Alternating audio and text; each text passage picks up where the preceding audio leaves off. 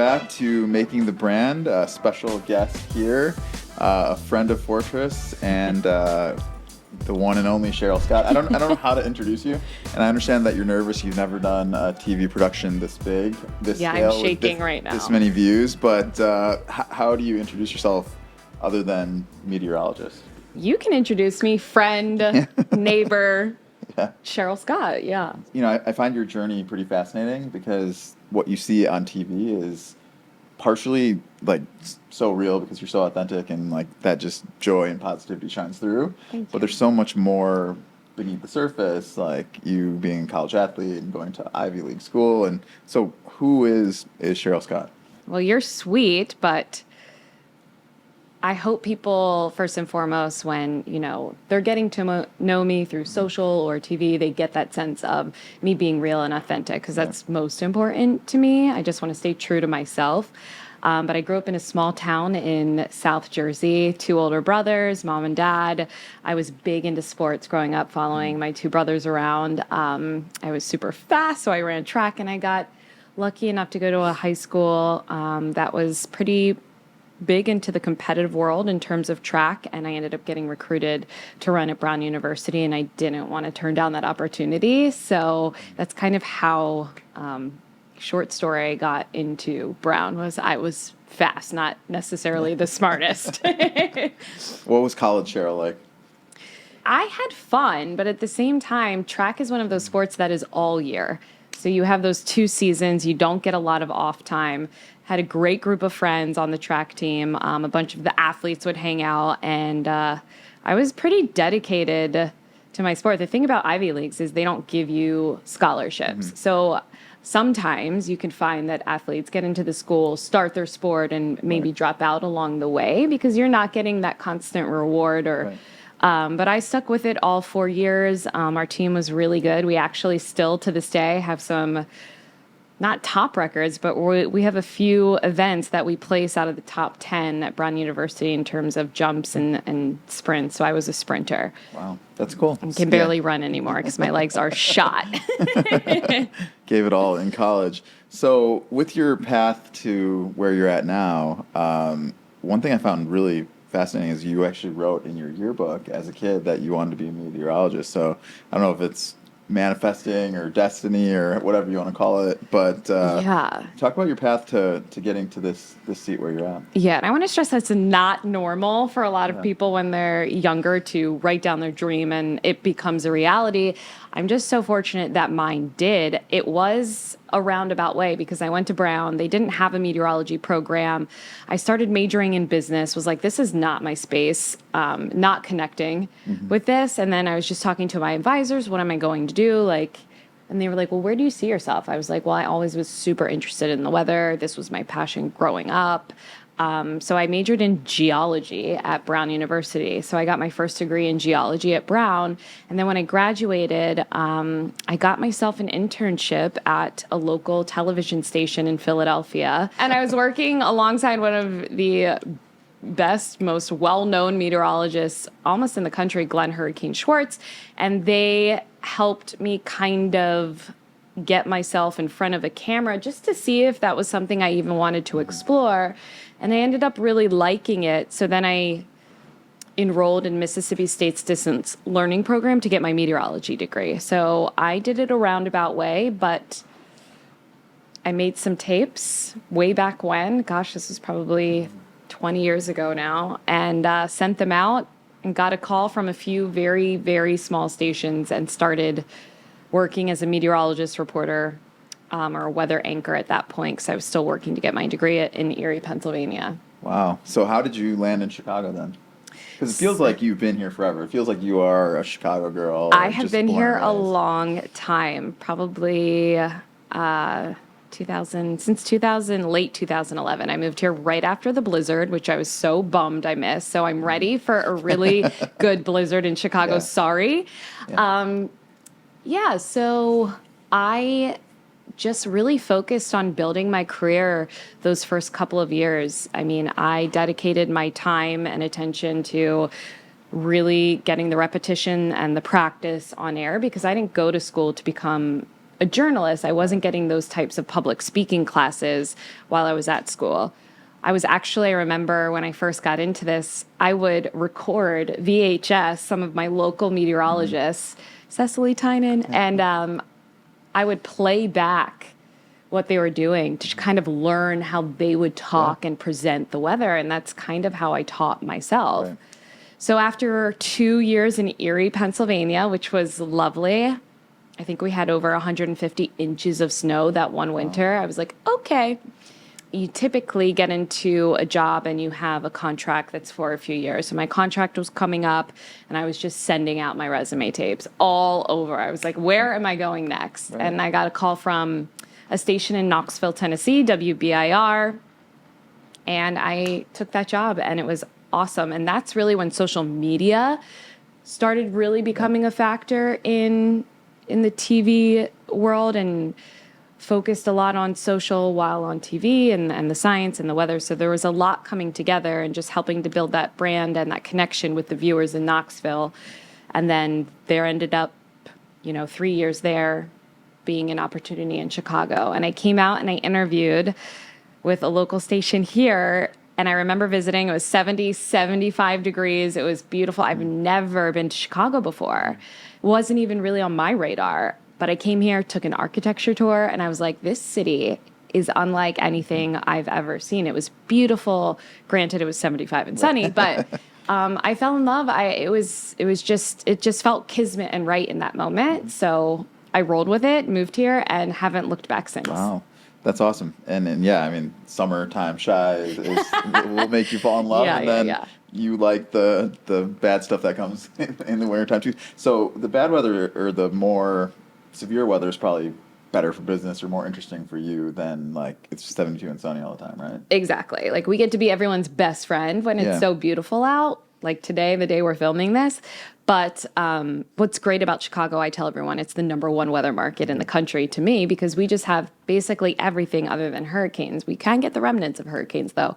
So from winter snowstorms to extreme heat to I don't know how many times I've interrupted everyone's television programming covering tornado warnings, but severe weather as well. So there's such a large variety of weather, and it changes hourly to minutely some days. And I really do feel like Chicago, as Chicagoans, we care about the weather and we want to stay on top of it. And at the end of the day, our focus as a team of meteorologists is to keep everyone safe in severe weather. And that's our #1 priority. But there are definitely a lot of days we get to smile and have fun too. How do you deal with the haters who say like the weather people are always wrong and they said it was going to be sunny and it's raining, or the opposite? I mean, you're always going to get that, but the science has changed so much in the past couple of years that our forecasts are becoming more exact. And yes, we could get a difficult storm system where it's saying at first 2 weeks out that we could see over a foot of snow. But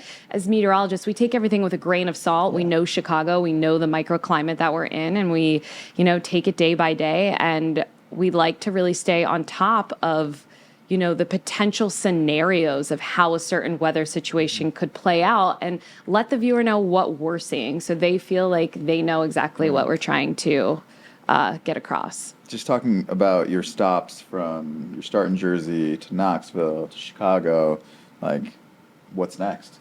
I mean, if you can share, but obviously that's a great question. Keep you here forever. Well, I love Chicago, and this is now my home. I have spent a lot of time focusing on my career, and I'm just kind of happy where I am right now, connecting with the city, forecasting the weather here, building relationships and things like that. And that's kind of where my attention and focus is at the moment in terms of career-wise. We'll see what happens. That's awesome. It's a great place to be, and it's a great place to be in life, of happy where you're at. And so you do a lot of other things outside of being Chicago's weather personality, and I know you have a philanthropy and dance and other things. So what other projects and things are you up to? Well, a big project that we work on every year is New Year's Eve in Chicago. So hopefully we'll be cooking something up fun that people will love to, tune in and watch. I feel like that's becoming a part of New Year's Eve in Chicago, which we absolutely love. I'm on the board of the Red Cross, and we're constantly, working together to continue to, build funds and outreach and programs there. But the blood drive is coming up in January of 2024, which is going to be here before we know it. And that's a big project of ours. And it's now become one of the largest blood drives in the country. And that's just remarkable because blood donations are needed always and frequently. So we're definitely ramping up. And usually in late October, November, December, we focus on that big project to bring people out and donate blood. Got it. So was that near and dear to you, or that as a cause, or? Yeah, it actually was sparked by a huge tornado outbreak in Tennessee back in 2011, April 27th. And I was on the air for several hours with my team of meteorologists that day. We had dozens of tornado touchdowns, over 30 fatalities in just our market alone.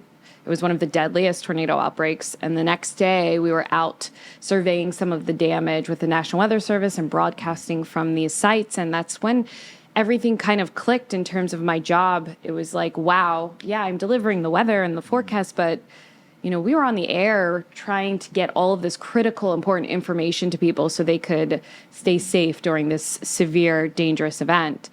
And the Red Cross was out there that day, and they were helping those impacted and helping rebuild. And that's when I sparked the conversation with them and just said, is there anything I can do? Can I help get the word out? I want to be a part of this. Like, yes, I love forecasting the weather, but how can I turn my platform into a purpose? So that's kind of how that all got cultivated. And when I moved to Chicago, I didn't want to lose that. So I teamed up with the Red Cross board here and have been a board member for 10 plus years now. Wow, that's awesome. Just think of the impact of the weather. It's not just impacted your commute. I mean, lives were impacted. Lives are impacted, and severe weather and climate change. It's becoming more frequent. And American Red Cross is that one organization that's there through every disaster. So, yeah, before the event, we're helping prepare, and after, it's a way to help those impacted by some of the forecasts I'm delivering, unfortunately. Yeah. No doubt. So, we talked a lot about the weather and meteorology. If you weren't doing that, what would you be doing? Or well, also in my 8th grade yearbook, it said, I want to become a meteorologist or be on Broadway. Oh, okay. Unfortunately, I did not get the vocal cords. I cannot sing, or, maybe that could have been a career path for me because I absolutely love dancing and performing. I don't know what else I would be doing, and maybe one day we'll find that out, but hopefully, I can use what I've been learning, and climate change is definitely something that we're going to be continuing to coverage, and there's going to be a lot of avenues there to start telling more stories that way. So. Got it. So you'd be on Broadway. I feel like, you're still under the spotlight. Well, it's funny I wrote that, and then it's like, okay, here's this New Year's Eve show. So maybe that is playing out in a way, but. Yeah, got it. So what did you say your mentor's name was? It was like Hurricane. Glenn Hurricane Schwartz. So what would your weather nickname be? We'll leave that up to people in the captions. Yeah, I know you sign off your emails with warmest or sunny or something. Yeah. Cheryl Storm or something. So, obviously you've been in Chicago for a while, so just rapid fire, like Cubs fan or Sox fan? Or you have to stay neutral? Right? PC all of the time. It's great for Chicago if both teams are winning. Yeah, there you go. And then favorite restaurants or cuisines or... God, it's like I continue to find my favorite restaurants each and every week. It feels like there's always something new. I love Italian, La Scarola, if you're looking for a really amazing burger. I absolutely love Little Bad Wolf. There's so many. Yeah, it's hard to pick. It's really hard to pick.